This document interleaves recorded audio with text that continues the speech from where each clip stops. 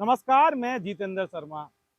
Bharat 24 channel के साथ blackmail करके 65 करोड़ की रंगदारी मांगने के मामले में एक और नया मोड़ इसलिए आया है कि टीवी एंकर साजिया निसार, जो भारत 24 चैनल में पहले काम करती थी, उनकी मां की अग्रिम जमानत याचिका अदालत ने खारिज कर दी।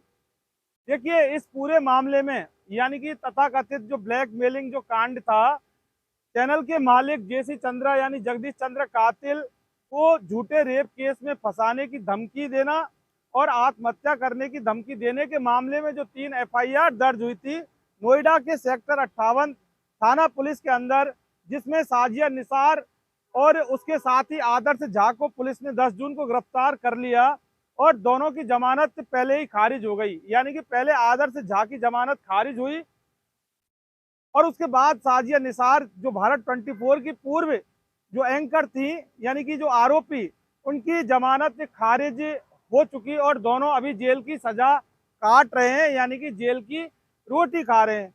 लेकिन उनके बाद साजिया निसार की मां नसीम बानो की भी अग्रिम जमानत याचिका अदालत ने खारिज कर दी और इसके बाद अब अंदाजा ये लगाया जा रहा है कि टीवी एंकर साजिया निसार की मां नसीम बानो की कभी भी गिरफ्तारी हो सकती है, यानी कि नोएडा की पुलिस उसको गिरफ्तार कर सकती है। आपके जहन में आ रहा होगा कि आखिर भारत 24 चैनल द्वारा जो एफआईआर दर्ज कराई गई थी वो साजिया निसार और आदर्श झा के खिलाफ, तो आखिर इसमें साजिया निसार की मां नसीम बानो का क्या लेना देना हो सकता है, ये आपके जहन में आ भी रहा होगा।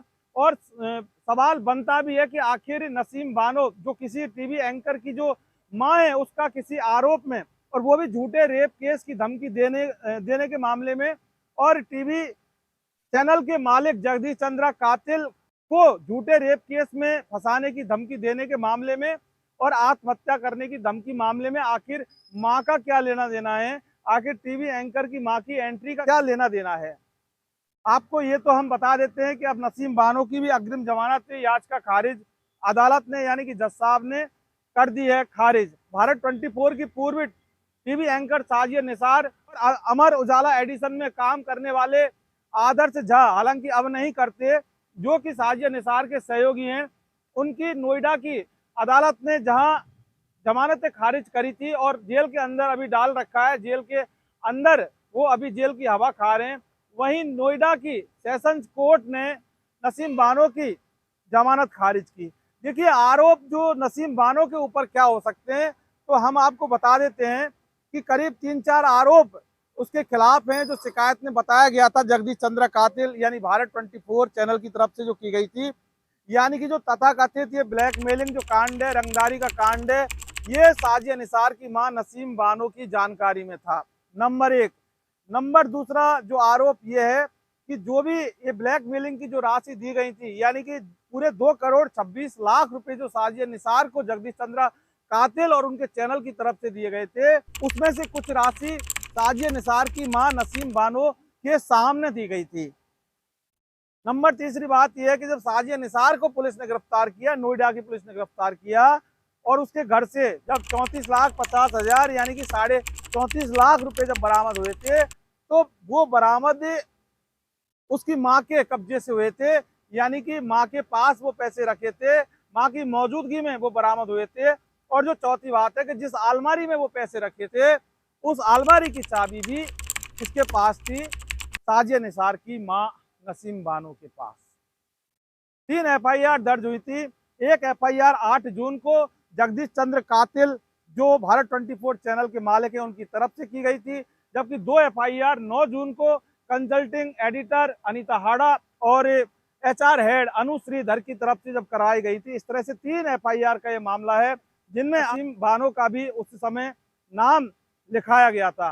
लेकिन अब जैसे ही दोनों की गिरफ्तारी हुई थी, तो नसीम बानो को लगा कि अब पुलिस उनको गिरफ्तार कर सकती है, तो ऐसे में वो अदालत की शरण में जाती हैं, मिलॉर्ड की शरण में जाती हैं, लेकिन जज साहब ने उनकी अग्रिम जमानत याचिका खारिज कर दी। तो ऐसे में अब गिरफ्तारी की तलवार लटक चुकी है किसके ऊपर?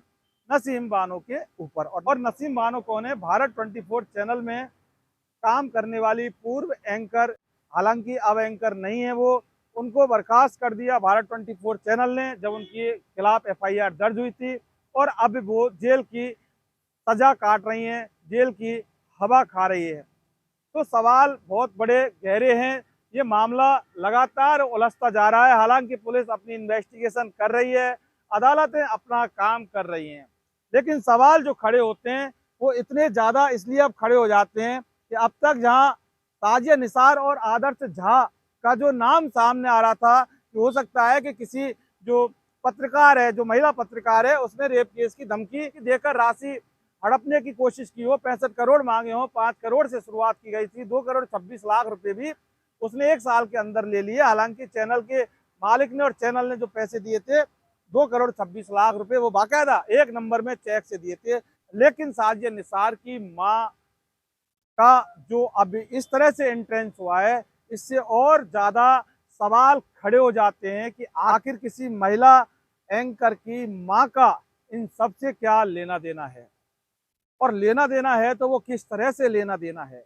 क्या पुलिस इन्वेस्टिगेशन के अंदर इनके अलावा कोई और भी नए तथ्य सामने आए, या फिर ताजिया निसार की मां नसीम बानो गिरफ्तार होंगी, या बड़ी कोर्ट हैं उनसे नसीम बानो को अग्रिम जमानत मिलेगी, या फिर वाकई नसीम बानो गिरफ्तार होगी। इसके बारे में अभी कुछ नहीं कह सकते। लेकिन मामला मीडिया से जुड़ा है, मामला एक बहुत बड़े चैनल से जुड़ा है, मामला लोकतंत्र के स्तंभ से जुड़ा है, और मामला उस चैनल में काम करने वाली महिला जो टीवी एंकर हैं उनका मामला है। मामला बड़ा गंभीर है, मामला छोटा मोटा नहीं है। लेकिन जैसे जैसे ये मामला सामने आता जा रहा है, भारत 24 चैनल के मालिक जगदीश चंद्रा कातिल बहुत ज़्यादा सवालों के घेरे में लगातार आते जा रहे हैं। कब ये सिलसिला रुकेगा, कब थमेगा, इसके बारे में अभी कुछ नहीं कहा जा सकता। नमस्कार।